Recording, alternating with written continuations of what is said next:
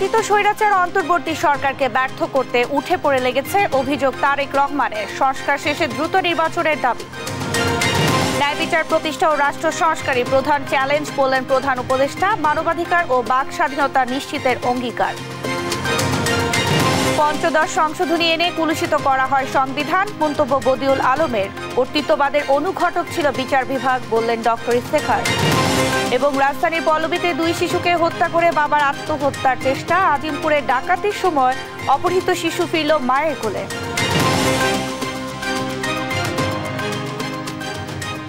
আমন্ত্রণ সংবাদ রাতে, দেখছিলেন সংবাদ শিরোনাম, সঙ্গে আছি আমি শারমিন ন্যান্সি।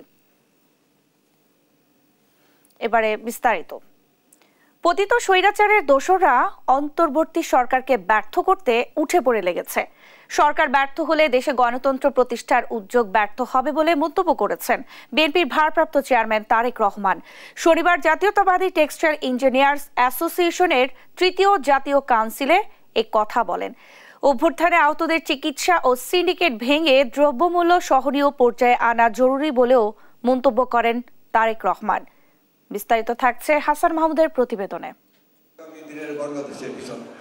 শনিবার রাজধানীর ইঞ্জিনিয়ার্স ইনস্টিটিউশনে 3য় জাতীয় কাউন্সিলের আয়োজন করে জাতীয়তাবাদী টেক্সটাইল ইঞ্জিনিয়ার্স অ্যাসোসিয়েশন। বক্তব্য রাখেন বিএনপির স্থায়ী কমিটির সদস্য সহ কেন্দ্রীয় ও পেশাজীবী পরিষদের নেতারা। স্বৈরাচারী আওয়ামী লীগ সরকার, তার যে নেত্রী ছিলেন তিনি কাপুরুষের মতো দেশ ছেড়ে পালিয়েছেন, এটা সত্য। কিন্তু আর যে 2টি ধাপ বাকি আছে, দ্বিতীয় ধাপ হচ্ছে এদেশে একটি সুষ্ঠু নিরপেক্ষ নির্বাচন দিতে হবে। বিশেষ অতিথির বক্তব্যে বিএনপি মহাসচিব মির্জা ফখরুল ইসলাম আলমগীর বলেন, নির্বাচন ব্যবস্থা ও বিচার বিভাগ সংস্কার করে গণতন্ত্র প্রতিষ্ঠায় অন্তর্বর্তী সরকারের প্রধান কাজ। নির্বাচন কেন্দ্রিক যে সমস্ত সংস্কারগুলো আছে সেই সংস্কারগুলো দ্রুত সম্পন্ন করতে হবে এবং আশা করব যে আমাদের নির্বাচন ব্যবস্থা, আমাদের প্রশাসন, নির্বাচন কেন্দ্রিক প্রশাসন, আইন শৃঙ্খলার ব্যবস্থা, বিচার ব্যবস্থা, এইগুলোর সংস্কারগুলো করেই আমাদেরকে অতি দ্রুত আমাদের নির্বাচনে যাওয়াটাই হবে এই দেশের মানুষের জন্য সবচেয়ে কল্যাণ। অনুষ্ঠানে প্রধান অতিথি হিসেবে ভার্চুয়ালি যুক্ত হয়ে বিএনপির ভারপ্রাপ্ত চেয়ারম্যান তারেক রহমান বলেন, অন্তর্বর্তী সরকারকে ব্যর্থ করতে পতিত স্বৈরাচারের দোসররা উঠে পড়ে লেগেছে।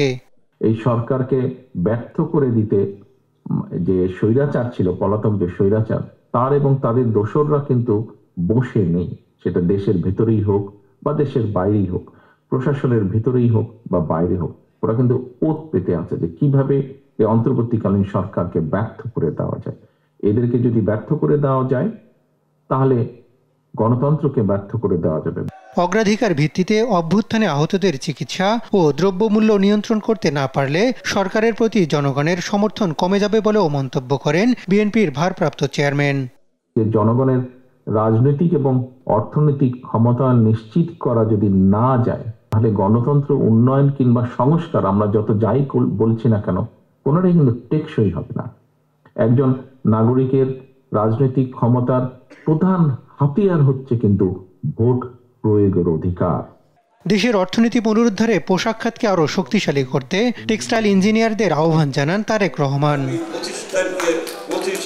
হাসান মাহমুদ, দেশ টিভি, ঢাকা। আগামীর বাংলাদেশ হবে ন্যায় বিচার, মানবতা অধিকার এবং বাক স্বাধীনতার, এমনটাই জানালেন প্রধান উপদেষ্টা ডক্টর মোহাম্মদ ইউনূস। জানান, সামাজিক ন্যায় বিচার নিশ্চিত ও রাষ্ট্র সংস্কারই অন্তর্বর্তী সরকারের প্রধান চ্যালেঞ্জ। শনিবার সকালে রাজধানী হোটেল সোনারগাঁয়ে বে অব বেঙ্গল কনভারসেশন উদ্বোধন অনুষ্ঠানে এই কথা বলেন প্রধান উপদেষ্টা। জানান, সবাইকে নিয়ে একটি আধুনিক সমাজ গড়ার আওয়াজ তুলেছে তরুণরা। এই বিষয়ে আরো জানাচ্ছেন মোহাম্মদ সাকিব। শনিবার রাজধানীর হোটেল সোনারগাঁওয়ে বে অব বেঙ্গল কনভারসেশনের উদ্বোধন করেন প্রধান উপদেষ্টা ডক্টর মোহাম্মদ ইউনূস। বেসরকারি সংস্থা centre for governance studies CGS এর আয়োজিত সম্মেলনের থিম নির্ধারণ করা হয়েছে এ ফ্র্যাকচার্ড ওয়ার্ল্ড। উদ্বোধনী বক্তব্যে প্রধান উপদেষ্টা বলেন, এক হয়ে কাজ করলে ইতিহাসের গতিপথ বদলে দেওয়া সম্ভব। সম্মেলনে আগত অতিথিদের উদ্দেশ্যে প্রধান উপদেষ্টা বলেন, মাত্র 100 দিন আগে বাংলাদেশে একটি অনন্য রাজনৈতিক উত্থান হয়েছে। 16 বছর ধরে দেশ শাসনকারী ফ্যাসিবাদী শাসনের পতন ঘটাতে ছাত্রদের নেতৃত্বে হয়েছে সফল বিপ্লব। Is the work of millions of voices voices of the entire nation, voices that have demanded change, voices that continue to push us all to build a future based on human rights, freedom of speech, justice and inclusion. এই সময় জুলাই আন্দোলনের সময় করা street আর্টগুলো ঘুরে দেখার আহ্বানও জানান প্রধান উপদেষ্টা। সম্মেলনে ভিডিও বার্তায় মালয়েশিয়ার সাবেক প্রধানমন্ত্রী মাহাথির মোহাম্মদ ফিলিস্তিনে ইসরায়েলি আগ্রাসন বন্ধের আহ্বান জানান। It is a genocide committed by Israel on Palestinians which is most disturbing. The Israel genocide on Palestine is blatantly brutal and inhuman. It is totally unprecedented. CGS এর নির্বাহী পরিচালক বলেন, এবছর এই আয়োজনে যথেষ্ট সহযোগিতা পেলেও বিগত বছরগুলোতে ছিল নানা প্রতিবন্ধকতা। The Bay of Bengal Conversation 2024 is shaping up to be leagues above our previous gatherings in terms of scope, significance, and the potential impact of the ideas will generate. আন্তর্জাতিক এই সম্মেলনে ৮০টিরও বেশি দেশ থেকে ২০০ জনের বেশি আলোচক, ৩০০ জন প্রতিনিধি সহ ৮০০ এর বেশি অংশগ্রহণকারী রয়েছেন।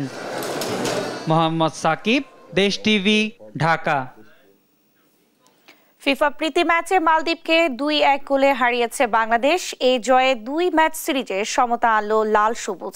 এই নিয়ে আরো জানাতে রাজধানীর বসুন্ধরা কিংস অ্যারেনা থেকে যুক্ত হচ্ছেন সহকর্মী তৌসিফুল হাসান। তৌসিফ, পিছিয়ে পড়েও দারুণ কামব্যাক করে জিতেছে বাংলাদেশ। বছরের শেষ ম্যাচে এই জয় দলকে কতটা আত্মবিশ্বাস দিবে, আমাদের বিস্তারিত জানাবেন।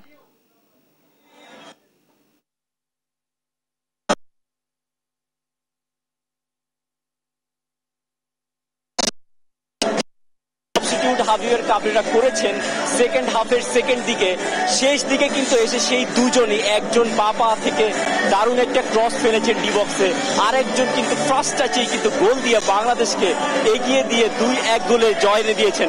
আমরা এবার দেখবো স্টেডিয়ামে দর্শকদের উল্লাস। দর্শকরা কিন্তু শুরু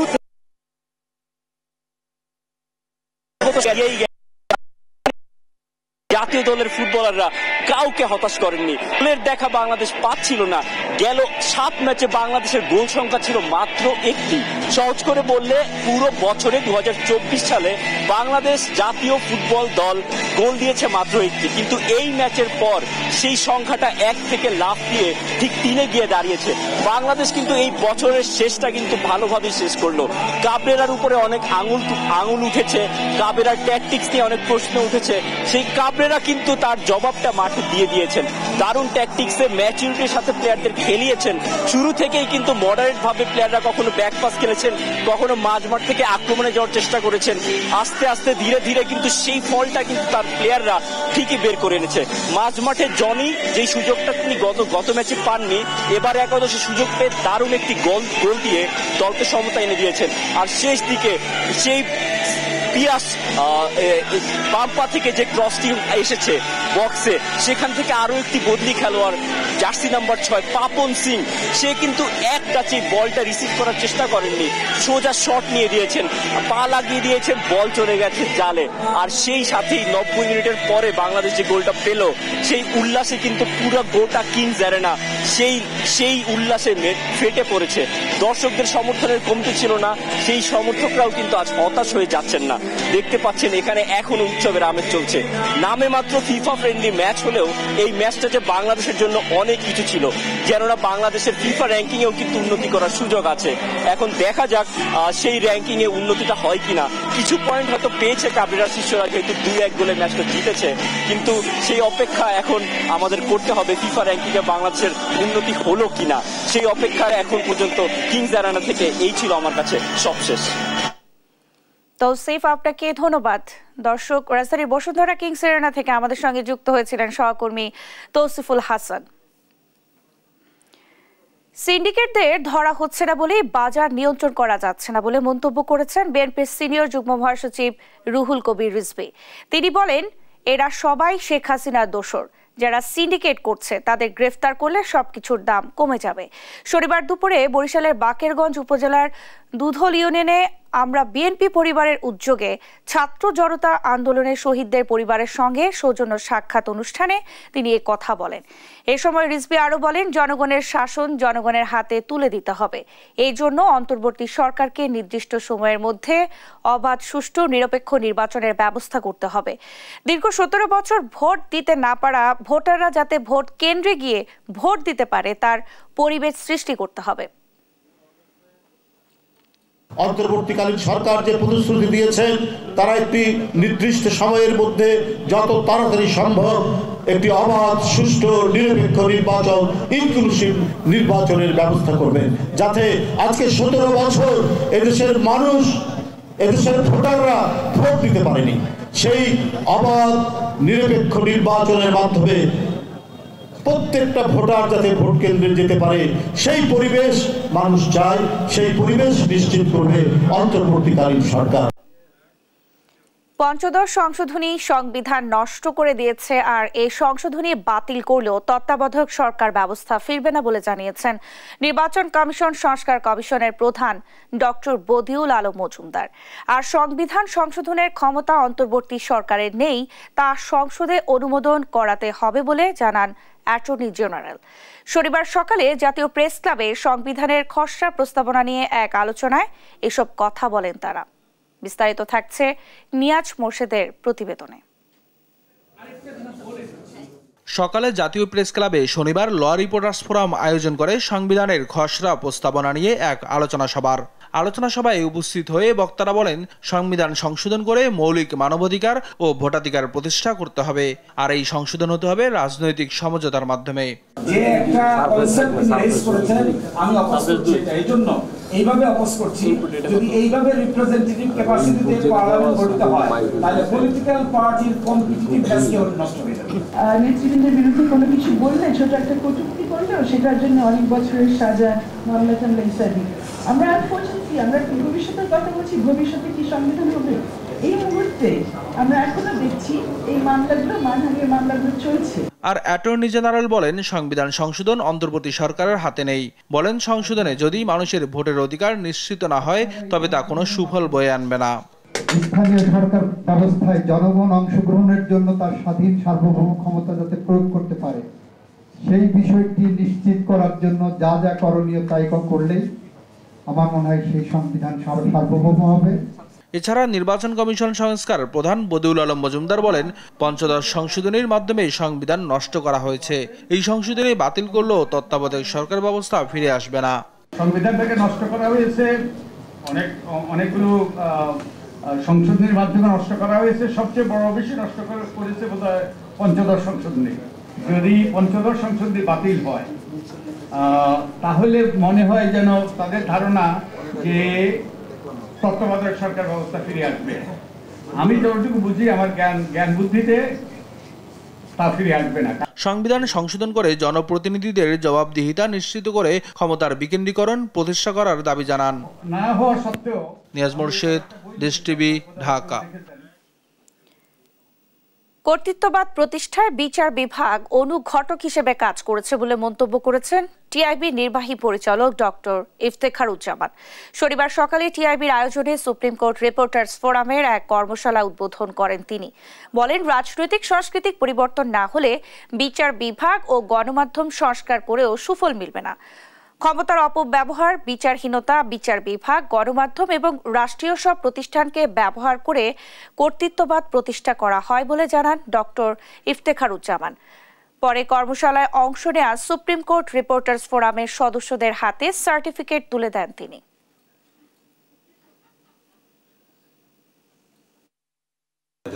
নির্বাচনের মাধ্যমে সরকার নির্বাচিত ক্ষমতায় এসেছিল, সেই সরকার কেন অনতিবিলম্বে কর্তৃত্ববাদের পথে ধাবিত হলো, মানে একটা চূড়ান্ত বুঝে নিয়ে গেল। তার অন্যতম কারণটা ছিল কিন্তু ক্ষমতার অপব্যবহার, দুর্নীতি, অর্থ পাচার, রাষ্ট্রীয় সম্পদের আত্মসাৎ, এগুলোকে এক ধরনের বিচারহীনতা দেওয়ার প্রয়াস, একটা এজেন্ডা, প্রয়াস না এজেন্ডা। এবং সেই বিচারহীনতা বা সে সুযোগ করে দেওয়া এবং তাকে সুরক্ষা দেওয়া এবং জবাবদিহির ঊর্ধ্বে রাখা, এটি করার নিশ্চিত করার জন্য যেটা করা হয়েছিল আমরা সবাই জানি, সেটা হচ্ছে যে আমাদের রাষ্ট্রীয় প্রতিষ্ঠানগুলো যেগুলো আছে সবগুলোকে করায়ত্ত করা হয়েছে, দলীয়করণ করা হয়েছে, তাদের মধ্যে পেশাগত দেউলিয়াপনা সৃষ্টি করা হয়েছে।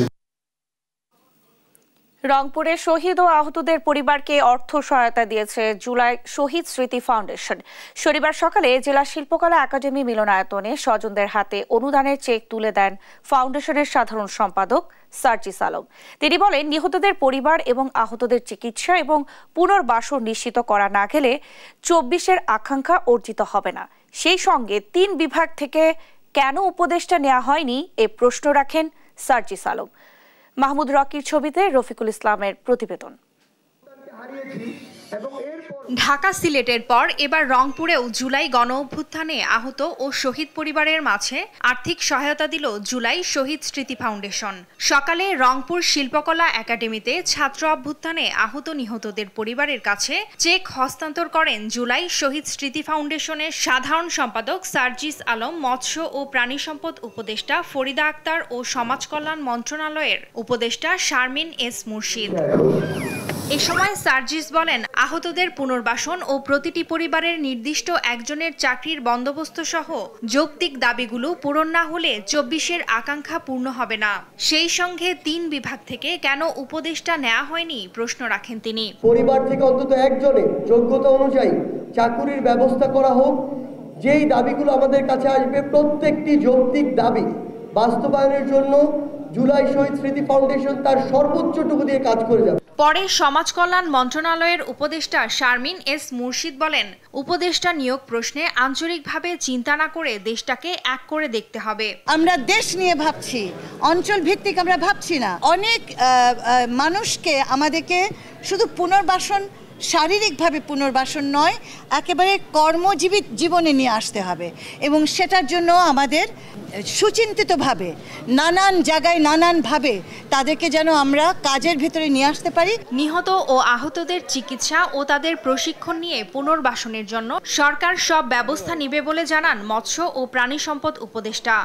সরকার তাদের জন্য সারা জীবন চিকিৎসার দায়িত্ব নিচ্ছে। যাদেরকে বিদেশ পাঠাতে হবে তাদেরকে দরকার হলে বিদেশ পাঠানো হবে। হত্যাকারীদের দ্রুত সর্বোচ্চ শাস্তির আওতায় আনার দাবি জানান নিহত ও আহত পরিবার। যত টাকা পয়সা, গাড়ি বাড়ি, চাকরি বাকরি দেবেন বাবা, আমি আমার মনার পড়বে না বাবা। আমি শক্তিশালী বিচার চাই, যে তাকে যে মারছে, যারা হত্যা করছে, তার হত্যাকারী অবশ্যই ফাঁসি আবেদন করছি। রংপুর বিভাগের আহত ও নিহতদের পরিবারের কাছে জুলাই স্মৃতি ফাউন্ডেশনের পক্ষ থেকে 5 লাখ টাকা করে অর্থ সহায়তা দেওয়া হয়। নিউজ ডেস্ক, দেশ টিভি। রাজধানীর পল্লবী এলাকায় 2 শিশুকে গলা কেটে হত্যার পর আত্মহত্যার চেষ্টা করেছেন বাবা। শনিবার সকাল 10:30টার দিকে পল্লবীর বাইগারটেক এলাকায় এই ঘটনা ঘটে। পুলিশের ধারণা, পারিবারিক কলহ ও আর্থিক অনটনের কারণে এই ঘটনা ঘটেছে। আশঙ্কাজনক অবস্থায় ঢাকা মেডিকেলে চিকিৎসাধীন আছেন বাবা আহাদ। এ বিষয়ে আরো জানাচ্ছেন আলিমুজ্জামান সাফওয়ান। শনিবার সকালে পল্লবীর বাইগারটেক এলাকায় এই ঘর থেকেই উদ্ধার করা হয় 2 শিশুর গলাকাটা মরদেহ। পাশেই আহত অবস্থায় পড়েছিলেন আহত বাবা আহাদ। পরিবারের সদস্যরা বলছেন, সকালে বাসায় এসে স্ত্রী ও মাকে কাজে পাঠান আহাদ। পরে 2 সন্তানকে নিয়ে পাশের ঘরে চলে যান তিনি। কিছুক্ষণ পর গোঙানির শব্দ পেয়ে দরজায় ধাক্কা দিয়ে খাটের উপর 2 ছেলে ও তার বাবার নিথর দেহ দেখতে পান শিশুটির নানা জোবেদ আলী। এ সময় নিজের গলায় ছুরি চালান বাবা আহাদ। আমি প্রতিদিনই আমার 2 ছেলে আমার সাথে করে নিয়ে যাই। তা আজকে আমি নিতে চাইলেও আমার কাছে দেয় নাই। কইতাছে তুই পাক করতে যা, আজকে আমি বাসায় আসছি, আমার কাছে থাকুক। আমি 10:30 বাজে আমার জায়গায় খবর গেল জোর ওরা জবাই করে ভাবছে।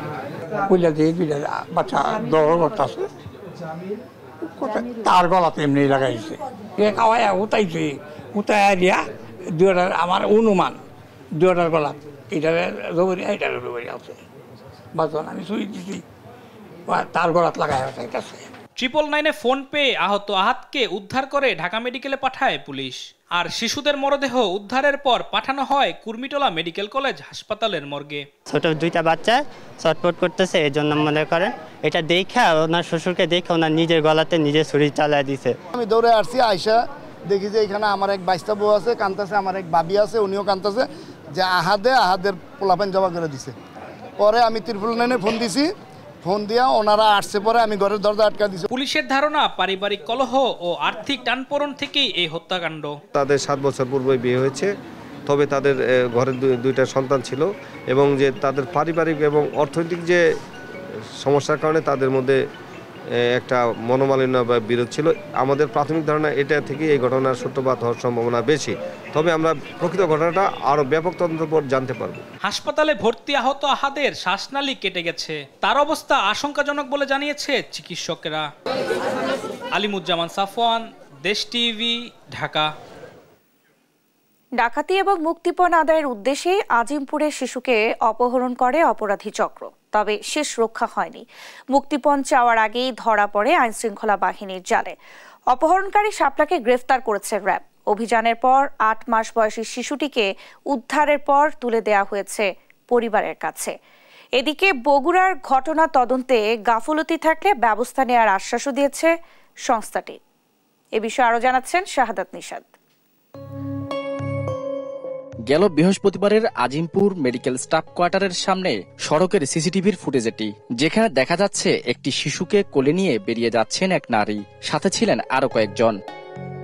এর কিছুক্ষণ পরেই সামাজিক যোগাযোগ মাধ্যমে জানা যায় আজিমপুরে ফারজানা নামে এক নারীর বাসায় ডাকাতি করতে গিয়ে 8 মাসের একটি শিশুকে নিয়ে যায় দুর্বৃত্তরা। জানা যায় গেল 1 সপ্তাহ আগে পরিচয় গোপন করে বাসাটিতে সাবনেটে ওঠে এই চক্র। চাঞ্চল্যকর এই ঘটনার পরপরই তদন্তে নামে র্যাব সহ আইনশৃঙ্খলা বাহিনীর একাধিক টিম। পরে রাতে রাজধানীর মোহাম্মদপুর থেকে উদ্ধার করা হয় শিশুটিকে। কারণ বাজারের র্যাব মিডিয়া সেন্টারে এসব তথ্য জানান র্যাবের মুখপাত্র মনিম ফেরদৌস। বহুল আলোচিত ঢাকার আজিমপুর বাসায় ডাকাতির পর আমাদের র্যাব 10-এর একটা আভিযানিক দল এবং আমাদের র্যাব হেডকোয়ার্টারের গোয়েন্দা দল সম্মিলিতভাবে কাজ করে এই ভিকটিম 8 মাস বয়সী জাইফা, তাকে আমরা উদ্ধার করতে সক্ষম হয়েছি মোহাম্মদপুরের আদাবর এলাকা থেকে। এদিকে সংবাদ সম্মেলনে আরেক প্রশ্নের জবাবে র্যাবের এই কর্মকর্তা দাবি করেন বগুড়ায় মাকে হত্যার ঘটনায় র্যাবের কোনো গাফিলতি থাকলে তদন্ত করে ব্যবস্থা নেওয়া হবে। যে সমস্ত আলামত আমরা তাকে উদ্ধার করেছিলাম তার ভিত্তিতেই মূলত আমরা এটাই করেছিলাম। এরপরেও তদন্তে যদি আমাদের কোনো গাফিলতি হয় এবং এই গাফিলতিতে যেই এটার দায় হবে তাদের বিরুদ্ধে আমরা ব্যবস্থা নেব। শাহাদাত নিশাদ, দেশ টিভি, ঢাকা। ময়মনসিংহ টাউন হলে চলছে জাতীয় গ্রন্থ কেন্দ্র আয়োজিত বই মেলা। এই নিয়ে আরো জানাতে সরাসরি মেলা প্রাঙ্গণ থেকে যুক্ত হচ্ছেন সহকর্মী ইলিয়াস আহমেদ। ইলিয়াস, বই মেলায় পাঠক উপস্থিতি কেমন দেখছেন, কি বলছেন পাঠক এবং মেলায় অংশ নেওয়া প্রকাশকরা, বিস্তারিত জানাবেন। গল্প আড্ডা এবং বেচা বিক্রিতে জমে উঠেছে ময়মনসিংহের বই মেলা। অর্থাৎ আজকে দ্বিতীয় দিনে আমরা দেখেছি যে রাত 8টা পর্যন্ত মেলা চলার কথা থাকলেও পাঠক এবং দর্শনার্থীদের উপস্থিতির কারণে কিন্তু এখনো পর্যন্ত মেলা জমজমাট চলছে। অর্থাৎ প্রকাশনীগুলো যারা আছেন, অর্থাৎ প্রকাশনায় যারা রয়েছেন, তারা বলছেন যে প্রচুর বেচা বিক্রি হচ্ছে এবং দর্শনার্থীদের যে সাড়া অর্থাৎ সেটি কিন্তু তারা পাচ্ছেন। এই জন্য মেলা কিন্তু রাত 10টা পর্যন্ত চলবে, সেই বিষয়টি তারা বলছিলেন। এবং আমরা দেখেছি বিশেষ করে তরুণী যারা আছেন তারা কিন্তু বিভিন্ন লেখকের বই তারা কিন্তু নিচ্ছেন। আমরা যদি একজনের সঙ্গে একটু যুক্ত হতে চাই, জানতে চাই আপনারা কেমন লেখকের বই বেশি করে নিচ্ছেন? এই যে হাতে ধরে আছি এই বইটা আমার ভীষণ প্রিয় বই। তো আসলে আমাদের বন্ধু, সারা বছর অপেক্ষা করে থাকি এই বই মেলার জন্য। আজকে আমাদের প্রোগ্রামও ছিল, আমরা শিল্পকলার স্টুডেন্ট, তো ভালো গান গাওয়ার জন্য স্যার আমাদেরকে এই বইটা গিফট করে, ভীষণ ভালো লাগছে। Thank you. তারা কিন্তু পছন্দের লেখকদের বই কিন্তু তারা প্রত্যেকেই কিনছেন। অর্থাৎ এই মেলাটিকে সরগরম করে তুলতে আমরা দেখেছি যে ময়মনসিংহের বৈষম্য বিরোধী ছাত্র আন্দোলনের আছেন তারাও কিন্তু করেছেন। জানতে চাই এই মেলাটি আসলে জমজমাট হয়ে উঠেছে আপনাদের অংশগ্রহণে, আসলে সার্বক্ষণিক আপনারা এই মেলাতে আসলে আপনারা কি করছেন? আমরা এই মেলাটি নির্বিঘ্নে নিরাপদে করার জন্য আমরা আছি এবং আমরা চাই বইমেলা এইটা এমন একটা জিনিস যেটা মানুষকে জ্ঞান বিতরণ করে, সেই বইমেলাটা সুন্দরভাবে ময়মনসিংহে হবে। এবং আরেকটা বিষয় আপনারা দেখেন, আমরা টাউন হলটাকে বইমেলার জন্য ছেড়েছি। টাউন হল একটা ঐতিহাসিক জায়গা এবং ময়মনসিংহ বিভাগীয় বইমেলা এইভাবেই হবে। ধন্যবাদ। তারা বলছিলেন যে এই মেলাটিকে প্রাণবন্ত করার লক্ষ্যে তারা তাদের যে চেষ্টা সেটি কিন্তু চালিয়ে যাচ্ছেন। এই ছিল আমার কাছে ময়মনসিংহের বইমেলা থেকে সর্বশেষ। ইলিয়াস, আপনাকে ধন্যবাদ। আমনের ভরা মৌসুমেও কুষ্টিয়ার চালের বাজারে কমেনি অস্থিরতা, বরং চালের দাম কমার বদলে প্রকারভেদে মিলগেটে বেড়েছে কেজিতে 2 থেকে 3 টাকা। এ নিয়ে আরো জানাতে যুক্ত হচ্ছেন সহকর্মী নাহিদ হাসান তিতাস। তিতাস, চাল আমদানির উপর শুল্ক ছাড়ের পরও বাজারে প্রভাব পড়ছে না, এর কারণ কি? আমাদের বিস্তারিত জানাবেন।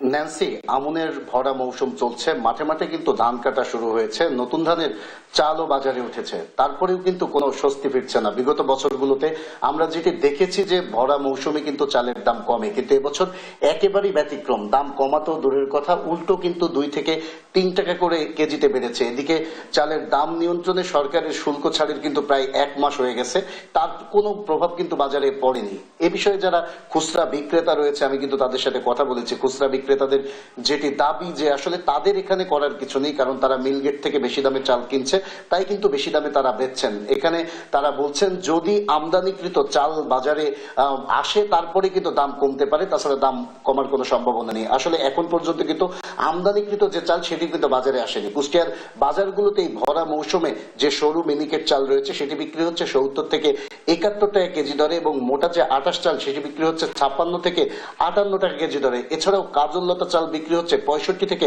68 টাকা কেজি দরে। অর্থাৎ আপনি বুঝতেই পারছেন যে এই যে চালের রাজ্যে চালের দামের যে অবস্থা, তাতে কিন্তু সাধারণ যারা ক্রেতা তাদের কিন্তু নাবিশ্বাস উঠেছে। এক কথায় তারা বলছে যে এই যে বড় বড় কুষ্টিয়ার যে মিল মালিকরা রয়েছে তাদের সিন্ডিকেট করেই কিন্তু চালের দাম বাড়িয়ে দিচ্ছে। যদি এই মিলগুলো বা মিল মালিকদের শক্তভাবে মনিটরিং এর আওতায় না আনা যায় তবে কিন্তু কোনোভাবেই চালের দাম কমবে না। আর এদিকে আমি যারা বড় বড় মিল মালিক রয়েছে কুষ্টিয়ার, আমি তাদের সাথেও কথা বলেছি। কুষ্টিয়ার মিল মালিকদের যেটি দাবি যে আসলে ধানের দাম বেশি এবং উৎপাদন খরচ বেশি পড়ে যাচ্ছে, তার কারণে কিন্তু কোনোভাবেই তারা দাম কমাতে পারছে না। তারা বলছে যদি ধানের দাম কমে তাহলেই কিন্তু চালের দাম কমবে। তবে তারা আরেকটি কথা বলছে যে ধানের দাম অনুসারে এখন যে চালের দামটি রয়েছে সেটি তাদের কাছে যৌক্তিক, এমনটি তাদের দাবি। আর আপনাকে একটু জানিয়ে রাখতে চাই যে ন্যান্সি, বাংলাদেশের অন্যতম সরু চালের মোকাম কিন্তু কুষ্টিয়ার খাজানগর। এখানে প্রায় 400 থেকে 450 চাল কল রয়েছে। প্রতিদিন 100 টাকা চাল কিন্তু দেশের বিভিন্ন জেলায় চলে যায়। তাই সাধারণ ভোক্তাদের দাবি যদি কুষ্টিয়ার বাজারে চালের দাম না কমে তবে কিন্তু বাংলাদেশের কোথাও চালের দাম কমার কোনো সম্ভাবনা নেই। এই ছিল কুষ্টিয়ার বাজার থেকে আমার কাছে সর্বশেষ খবর।